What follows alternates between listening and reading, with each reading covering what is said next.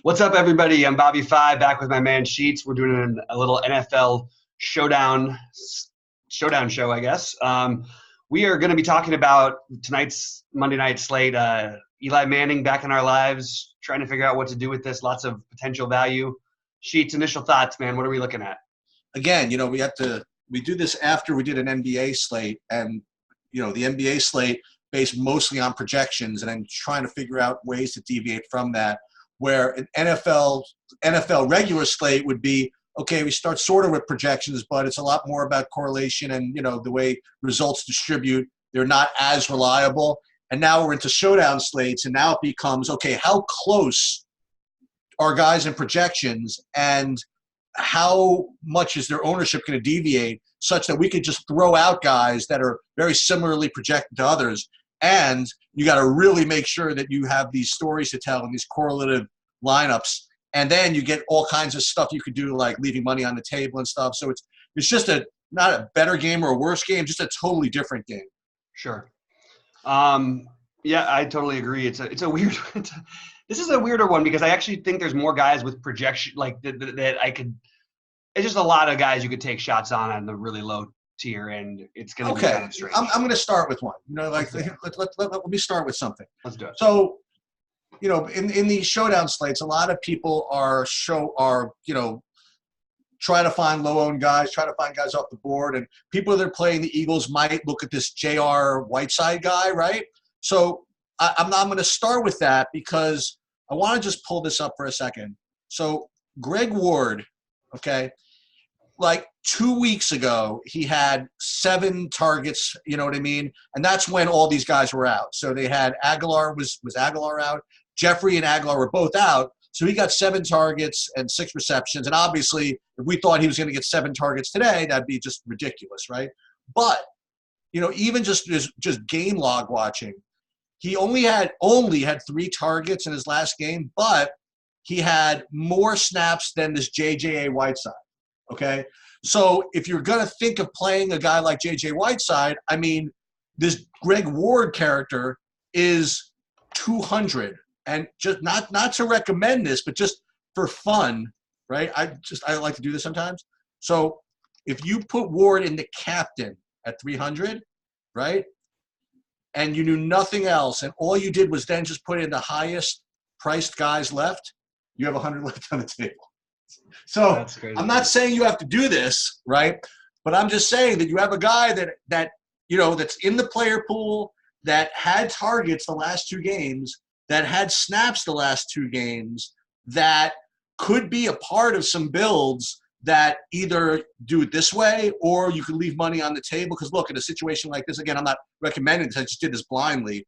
But if you're going to have, Barkley, well, see, here with Philadelphia, you have 3 receivers without, you have 2 receivers and Sanders. Maybe you want to do a little something different. But Greg Ward at 300 is a guy that you could put in your player pool that could be worth something. And then if you don't like that, right, you could pull up another guy who gets targets, and that's Cody Latimer for the Giants, right? So Cody Latimer, again, I only know this because I've had to root against him several times over the last few weeks, right? Where who are they throwing it to? 3 targets here, 3 targets there. Again, we're not talking about a guy you're paying $6,000 for, and you know what I mean? And believe me, man, he'll throw it to whoever he can find at this point, right? So again, I'm not recommending locking all Cody Latimer in all your lineups, but I'm just saying that if you are looking for some dudes that you can throw out there that can kind of get you some fun, as opposed to when, and this happens all the time in Showdown, when somebody throws a touchdown and you have 3 guys and it's some number you don't recognize, and you're like, who? Maybe you can get one of those who guys on your lineup one of these days, and then you could be onto something. So that was my just initial thought, just look at those 2 guys. But as far as builds go, I mean, you could build however you want. In other words, as long as you stick to a story. So like you were mentioning pre-show that, I'm going to have at least one Manning. I don't know why you're so down on him and why you have to have at least one Manning thing. I mean, look, it's a football game, right? And Manning's back playing. He's been on the freaking bench. You don't think he's not going to get up? He's not going to get up there and just hand the ball off the whole game. He has a shot. He's going to freaking try to sling the ball around. He has nothing to lose. So I have no problem with some builds where, you get Manning with some pass catchers. You know where they're going, right? If you don't want to play Latimer, right? You can go with Golden Tate, you can go with Shepard, you can go with Barkley. And then you know where the Philadelphia guys are this week. You could play Jeffries, you could play really whoever you want as long as you keep your story sane. Now, another build, and we can just go back to doing these, is you could build that the Eagles just blow the Giants out of the freaking water.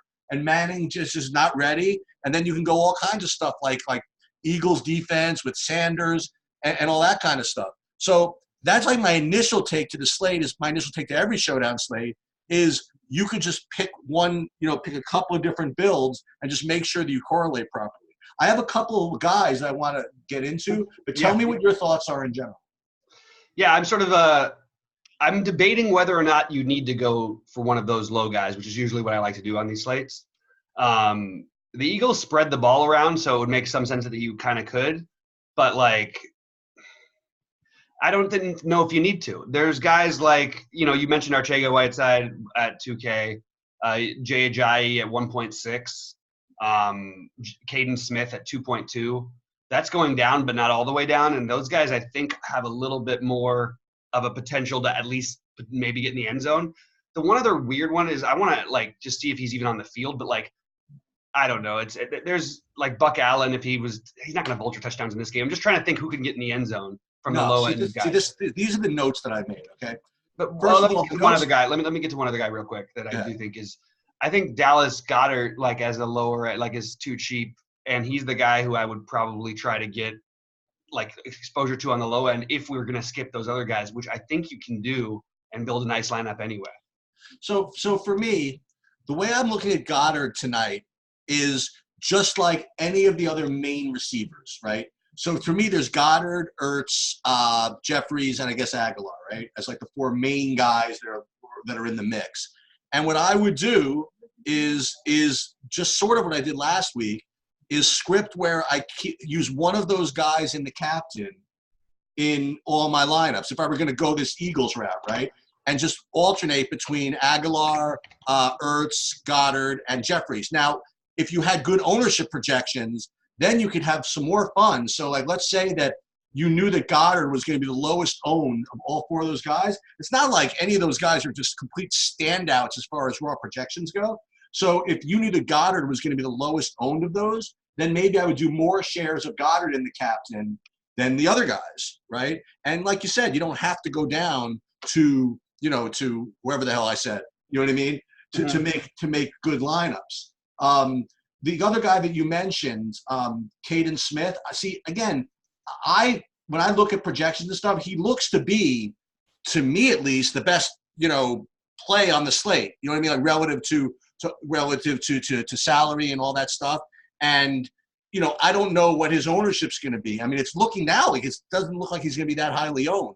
But if you want to play something again, you just build this out, whatever. If you want to play, say, Caden Smith in the captain, who's to say he can't get a touchdown, right? And I would certainly have Manning. You have 9,600, right, per player. It's almost tough to even spend it all. You know what I mean? So like you said, you don't have to go with the Corey Wards or whatever their guys' names are. Caden Smith to me is just as, or like you said, or Goddard could be put in this captain and still let you play all these other kind of guys. The other thing that you mentioned was Jay Ajayi. And I think that's a question I have for you as far as scripting goes. So 2 weeks ago, they had all this talk that Ajayi was going to split the work with Sanders. That turned out to be a bunch of crap, right? And so Sanders has killed it last week. But maybe this is the type of game where you especially in a showdown where you script it a little bit, where maybe you go 70% Sanders or 75% Sanders, and then go 25% Ajayi. You know what I mean? In lineups without Sanders. Or, is this one of those crazy slates where you could play both of them? I don't know if I would do that, but I'm curious to get your opinion on that. Yeah, I mean, for me, I'm going through my builds right now, and I'm just trying to check out, just messing around with some things. I just am starting to think less and less about – I don't think I want to pay down for a captain spot unless I think the lowest I would want to go is either Goddard or the Eagles defense. I like the Eagles defense as a potential captain a lot.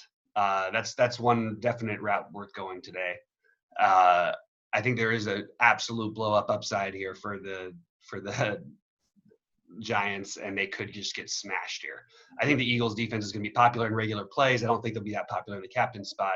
And I think that if you look at them versus the players, they're projected around, like, the Eagles defense could really, they could have a monster game tonight. They're a high scoring defense anyway. I don't know. I just feel good about taking a shot with them in the captain spot. I've got a build I really like with them in it. I would mix in Ertz and Goddard overall, but I think that the Eagles defense is where I'm looking at captaining. And I don't know how much Miles Sanders I'll have interest in with Howard coming back, if he's back. So that's something we've got to wait to see. So well, let me ask you. So let's say you're going to do that. Let's say you like Eagles in the captain. Like, how would you build that? In other words, like, if it were me, again, if I was going to script 150 lineups in that mini max, like I might do again, like last week, I would probably, this is just instinctive, right? I would want to probably, if the Eagles are going to be defense, I wouldn't want too many Giants guys on the other side. I mean, you could do a couple, obviously, but well, you're playing for the upside of Eli Manning throwing some picks and getting some sacks, so I don't really care about the score too much. Okay, so but my point is that, like you said, but you don't want that many. So, but you need probably some Eagles to get the score where Manning's just throwing a lot, right? Right. So, I know a lot of people think, okay, you just got to play the defense with the running back, okay? But yet, on the other hand, I think you also need enough juice out of the Eagles' offense to build that lead also. So I would probably, you tell me, but if you were going to play the Eagles' defense, I would want Wentz with, and here's where I would run into. What are his top options? I suppose Ertz and I guess Jeffrey, right? Yeah, and that's the guy who's going to be crazy owned, and I might side a little bit more with the Goddard Ertz side of it than Alshon. So, like, if you did something like this, if you did like Eagles defense, and then you played like the Wentz to Ertz to Jeffries to build that lead, and then maybe you'll give Manning the opportunity to throw some dump offs, some low, A dot receptions to Smith and Tate. You know what I mean? Maybe that's the way that that you could build that way. Mm-hmm. Yeah, I think that would make a lot of sense, actually. And I actually think of the receivers that if I was going to take one that I prefer for the Giants, I think I might go with Shepard over Tate here. I think there's big play upside for both of them. Tate's been more consistent, but I just think Tate's going to have a lot more ownership. And I think Shepard has, just as much of an upside against this defense that's been so awful against the pass. So I'm okay with any of those guys, actually. But I think I might lean a little bit towards Shepard, assuming the ownership's going to be lower. What about and again, with Showdown, I just look at things so differently. I look at the difference between Slayton, Tate, and Shepard as just so minuscule. You know what I mean?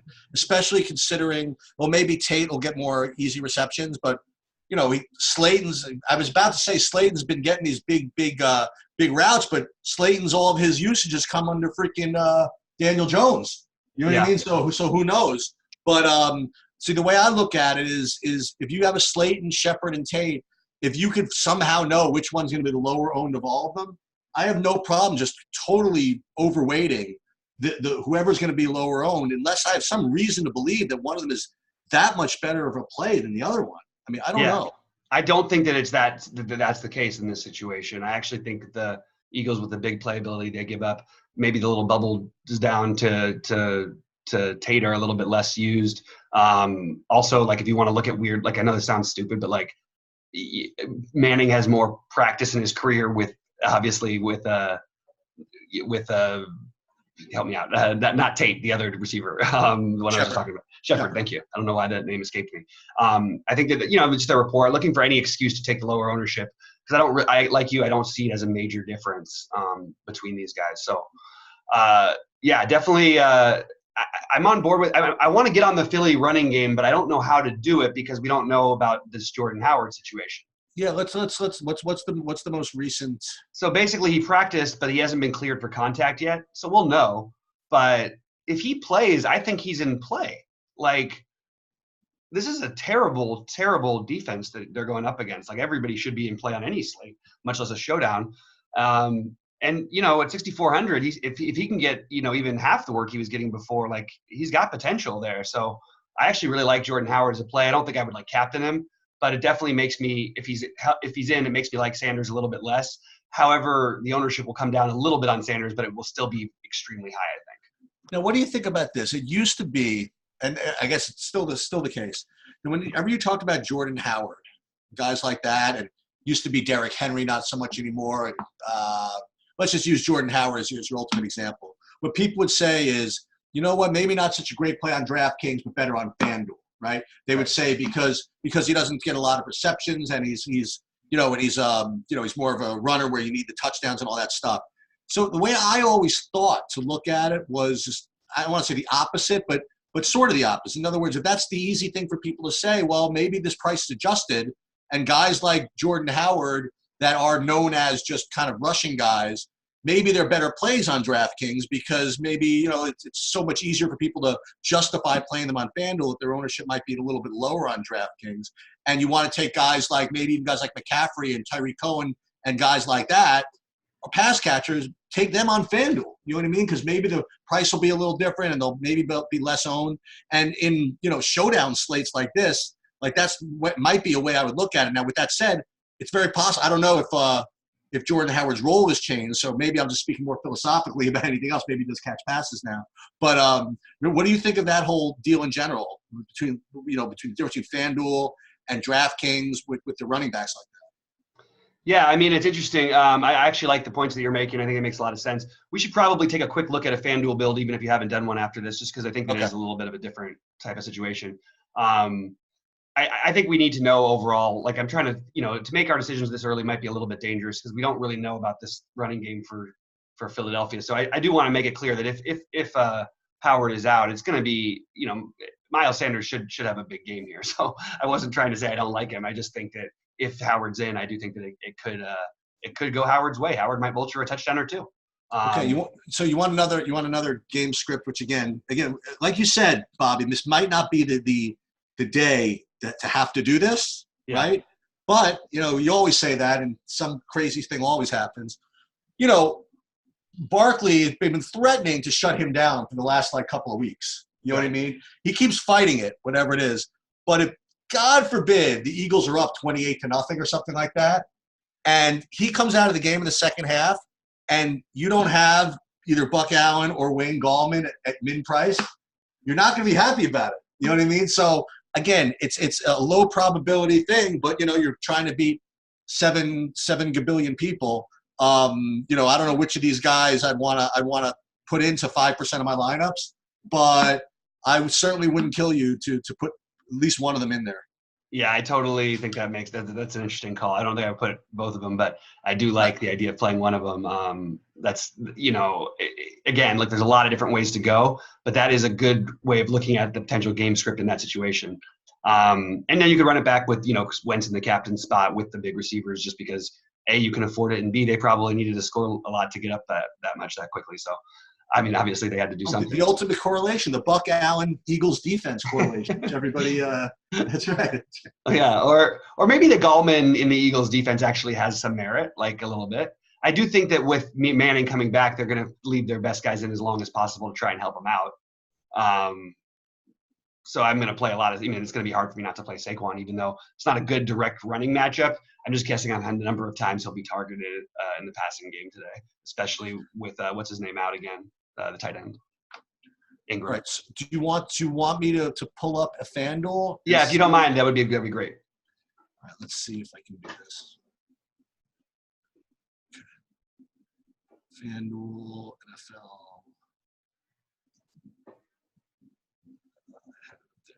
Special. Okay, one sec. FanDuel, NFL, and let me just get my other thing up here. Yeah, while you're getting that up, I'm just going to go through a few things. It is important to try and project guest ownership on these things, and we don't have a great feel for it yet because, again, we still need to figure out about the running game. But I do think it's going to be pretty clear who's going to be higher owned and who's not. And I think that on these slates, you just, especially one like this, and especially with a quarterback like you pointed out in Manning, who's going to be willing to throw it to at anyone he can, and Carson Wentz can always move the ball around. So I think it's just important to just take shots on these guys. Take one of these really low-owned guys. Cordarrelle Patterson almost won me all the money with one lineup last week because he had one catch for 33 yards. I think he was 200. Taking those guys if they can get in the end zone, or any of those low-owned plays, even if they're one of the 2K guys, if anybody who's going to be responsible for a touchdown or could be responsible for a touchdown in this game is an extremely interesting play. Well, I mean, again, the one thing that you don't get to do on this on FanDuel is take the defenses, right? So I think on FanDuel, again, one batch of ownership that I'm looking at. I don't know. I just have the Draftkings one actually. I just had the usual guys, Wentz and Barkley and Sanders and Ertz being like the top owned guys. But I'm looking here and seeing if there's any difference. But I mean, let's just build. You know what I mean? Let's do the same thing we did before. So now that we don't have the defense, right? What's the equivalent of Eagles defense, right? Kicker. What's the equivalent of that script without being able to use a defense? Well, we can't use the kicker over here either, can we? Right. So what that means then is that you just used less Giants. So which type of Giants would be someone who you would want to use that can maybe get some points, but maybe not that many points that, you know what I mean, that keeps them in the game. Maybe Barkley. I don't know. But then again, maybe Barkley's not the right idea because that script that we just talked about where Barkley would might be taken out of the game in the second half if the game got out of hand. So what about guys like Shepard? You could use Shepard. We don't put him in the captain, right? So let's start with a couple. That's the thing is, who do you want in the captain? I think that's what you have to figure out. So, all right, so I think the best thing, because the prices don't change over here on FanDuel, so I think the smartest thing is always to avoid the top guy, which is what we just did there. But I would never – I try to never play in tournaments the top price player on FanDuel in these spots, just because let's be purists. Let's play the way FanDuel that you're taught. So let's not go for the guy that's going to get 30 catches. Let's go for the guy that's going to get the long pass. So let's look for who on the Eagles are we projecting for the long pass. Well, I think I don't even think necessarily the long pass. For me, the guy I'm going to probably look to play or is going to be a combination of Manning and Goddard. I just think the ownership will be non-existent on Goddard, and the guy has multiple touchdown upside. And well, yes, it's unlikely that he's the top scorer of the night.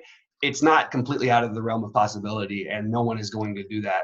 I do think less people will play Manning, too, over here in the captain spot than they would on DraftKings. So that's another way that I want to go. But those are the guys who I'm sort of looking at here.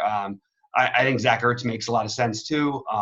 But I really want to attack this spot with either Goddard or Ertz, just because I don't think that they're going to get the ownership. I think you're going to see Sanders, Wentz, Alshon, and Saquon be the guys who everyone goes to. Well, I guess one thing you could I'd say count on, but if you use Goddard and Ertz, maybe that's a little different because maybe people might not be inclined to play two tight ends. Yeah, you're already different enough. Goddard, nobody's playing Goddard as the captain on FanDuel. So here, what you could do if you thought that Manning was going to be unpopular, you could put him in, and then you could even play. Now you could put him with Caden Smith, and you've got something. Yeah. I mean, can that actually? I don't think that actually win. Could that actually not tie with like 30,000 people? Why do you think how many people do you really think are going to have Goddard in the captain spot? It's going to be less than 1%. It will be less than 1%. Really? Yeah. Why would they put him in the captain spot? You're saying you're putting nobody's going to think like that. Like this is how you take shots at these things. Yeah. Well, again, that's. I really think that in Showdown you have to, and it's so funny when people listen to me talk about NBA, they're like, Eric, who's the same? Are you the same person that talks about NBA? Like so pure to projections, and now in the freaking Showdown, you're willing to just throw caution to the wind. It's not caution to the wind. It's just that when you only have 30 guys to choose from and you have to differentiate yourself some way, you have to take the guy that's going to project 2 points less. You know what I mean? If he's going to be half the ownership, you know what I mean? And you got to take the pairing of Goddard Ertz, even though it might not be the purest pairing in the world, right? If no one else is going to go that way. You know what I mean? So, yeah. So to me, you have 5 guys who all look pretty good. And, okay, so I don't have Barkley. So, can't have everybody. Yeah. No, I mean, and I actually do have Barkley in the same exact build with just with Barkley instead of Hurts. That's fine too. Like, I mean, I just think that's an interesting way to go. And I'm not sitting here saying that Goddard's going to be the highest score. Maybe you do decide on Hurts, and maybe you do decide on Alshon or one of the other guys. But I think it's going to be any of those guys are already going to be a little bit lower owned than the obvious chalk, which is going to be Wentz and Barkley. Now, are you very secure? I don't want to say secure, but would you? I don't want to say ever either, because you never say never. But do you always try to have the quarterback in the lineup where you have a receiver and the captain? Yeah, usually I do. It would take a really weird situation, but certain slates where they really are jammed on pricing on DraftKings, it might be different. Over here, you're never jammed on pricing because you don't have to pay any more for any spot. And the way I look at, and again, I'm learning, right? So in the way I look at quarterbacks is, I usually don't put them in the captain for me unless they have upside outside of their primary receivers. You know what I mean? Because if the quarterback throws somebody a receiver a touchdown, the receiver's going to make more, right? So unless the quarterback has rushing upside, right, where they can get yards or even better, a touchdown, or if they have such a wide range of receivers, like that you can get somebody, a quarterback to throw to three nobodies, whatever it is, then otherwise I usually don't have quarterbacks in the captain. And maybe that's wrong, but that's usually the way I kind of look at these quarterbacks. I don't really think that Wentz and Manning are going to be real candidates for a lot of rushing upside, no? Wentz could potentially, but also more than that, like he can spread the ball around and just have a monster game. Like I would be playing parts of this game on a main slate. What's funny is that I don't find my builds having enough of the Giants receivers who I actually think are in a good spot here. So maybe that's another thing you could do is even leave Eli out, but use some of the receivers because they might be throwing, just being down the whole game, and Eli might be struggling and still, they still might have, you're still going to get a receiver with a big game here and there. So I would like to try and figure out a way to get some more Giants receivers in my current builds. But, overall, I think we've given the people a good outline. I think it's really important. We have to wait on the Jordan Howard news. And if Howard is healthy, by the way, I don't mind using him in my captain spot on FanDuel either. I think that's a really interesting other contrarian way to go. Now, if you did that, again, you can't pair him with the defense, right? So if you used Howard as the captain, how would that impact the rest of your build, or wouldn't it? You're playing they win the game on the ground that he runs for a couple scores style. So you're playing the Giants receivers with probably either with Manning or just alone. And you don't necessarily need to play Wentz in that lineup, and that would be a really differentiating thing because he's going to be 80% owned or 90. Well, my overall opinion on this slate is first of all, it's very similar to my overall opinion on most showdown slates, is that you really should try to play a bunch of lineups if you can, right? Just for no other reason to get practice building different scripts and making sure that you're making correlated lineups and making a decent amount of them. I just think there's so many ways that these games can go that it just gives you a good practice doing that. And my specific thing for this slate is I do think that on DraftKings, I wouldn't mind scripting some scenario where you take one of those three $200 guys that we talked about, just because, most of the time the $200 guys have, very, very little chance to do anything. But I really do think that those guys today have like a shot. You know what I mean? Yeah, I felt the same way about Cordero Patterson last week too, and it paid off. It almost really paid off. So I'm totally with you, man. Anyway, these are off the board things. You don't necessarily need to get as creative. You can play Carson Wentz in your captain. If you're playing cash, that's what you should be doing. But I just wanted to throw out, we're trying to beat so many people. This is the kind of chances you got to take. And people do that? They play cash in this stuff? Oh, people do. Yeah, absolutely. Oh my God. So what do you have to do? So you have to I guess you play Lamar Jackson whenever he plays. Right? You just play the obvious guys, which is pretty easy to do on this site, especially on FanDuel. All right, you know what? I challenge that. So who do you play on FanDuel if you're playing cash? Go ahead. Okay, Carson Wentz, Carson Wentz, Saquon Barkley. Let's see. So Carson like Wentz. the obvious guys, right? Yeah, So, Wentz would be the captain. Barkley. I don't think you would have Ertz necessarily, and I wouldn't probably have Caden Smith either on FanDuel. I would on DraftKings have Caden Smith probably. And if we took Ertz out of there and put in, let's see, who we probably put in Sanders, I guess would be the other guy. And then did we have a minimum cost guy over here we can use? let's see. I haven't really tried the minimum cost route on FanDuel yet because I didn't think you needed to. Yeah, these are not really cashy plays, so might have to rework it a little bit. Maybe skip Eli. I don't think you necessarily need to play Eli in cash at all. And we're presuming that Jordan Howard's out to play Miles Sanders. Yeah, I'm presuming that. But even if he's in, I think that Sanders still actually makes sense. Like I just don't want to play a guy at that much chalk when I think Howard could take away from some of his usage. Yeah, you could. I mean, you could probably go this route, I guess, and play Caden then in that one. But I don't know. I mean, I'm not playing cash, so I don't really know. But it's not. These guys are, other than Smith and Elliott, it'll be pretty highly owned. It'd probably have to rework a few things and figure it out. But that's probably something a little bit like what a cash lineup would start to look like anyway. Yeah, I'll tell you, if I played this lineup, I would consider this much less than any lineup in a showdown. I couldn't imagine finding something that I would think would be better than 50-50 or I don't know how you look at it. What do you mean? What do you mean? No. Like it's I just see so many different ways that a game like this can go that I don't know. I don't even know where I would land. You know what? Probably something exactly like this. You know what I mean? Maybe something like this. But like for me, put so much brain power just to double your money. I don't know, man. It's rough business. What's really weird is you switch Elliott with Wentz or Smith with Wentz, and all of a sudden you've got a contrarian lineup. It's just weird, true. But it's true.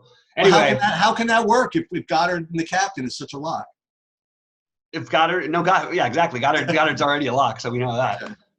All right, man. Anyway, hopefully we gave you guys a good direction. These slates are always interesting and fun, and you got to take some wild chances. That's the one thing we want to encourage you to do. Your final tournament lineup should not look like the one we currently have on screen, but should look more like the one we had on the screen before. Not necessarily the same exact players, but that same exact strategy. That's what we want to do. Sheets, what do you have for the people before we get out of here? Yeah, the one thing I think about is why do people care so much? Like if I put my lineup up there saying this is the tournament thing I'm playing, like by definition, no one should play it because no one would want to tie, right? Right. So why should I care? I should say this is what I'm playing, basically forcing everybody else to not play it. I'm all about transparency DFS. That's what I'm about. I promise you, if that thing comes in, I'm having it. How about that? Yeah, I'll tell you what, I'll be right there with you. We will tie one person at least. It'll be me. That's right. You got it. All right, man. All right. Hey, for Sheets, I'm BobbyFi. Thanks for tuning in, guys. We'll be back soon. Talk to you shortly. All right. Sounds good. All right. Cool.